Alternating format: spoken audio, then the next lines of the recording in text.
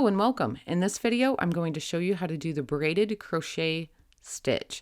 This is actually a pretty easy stitch to do once you get the hang of it. It creates a fairly dense fabric, has a little bit of stretch to it. It's not necessarily hard, it just is a little bit time consuming. If you're not familiar with the terms I'm using today, I will have links down in the description below for video tutorials on how to do that. Otherwise, let's get started. So for row 1, our multiple is just any number because this is a sample. I chose the number 20 because I could. And we're going to start from the 4th chain from the hook.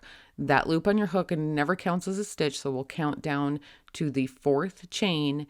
And in that 4th chain, we're going to yarn over, insert our hook, yarn over, pull up a loop, pull through the first loop on our hook, chain 1, yarn over, and pull through the last 2 loops on our hook.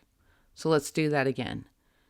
We're going to yarn over, insert our hook, yarn over, pull up a loop, pull through the first loop on our hook, chain 1, yarn over, and pull through those 2 loops on our hook. It's actually pretty easy. It's just a little time consuming. It kind of takes some getting used to. Let's do this again. Yarn over, insert our hook, yarn over, pull up a loop, pull through the first loop on our hook, chain 1, yarn over, pull through 2 loops on our hook. And just continue to repeat that until you've worked into every chain in row 1.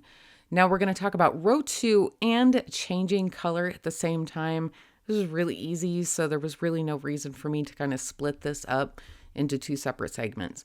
All right, so I have that last chain to work at the end of my row. I'm yarning over, inserting my hook, yarning over, pulling up a loop, pulling through that first loop on my hook.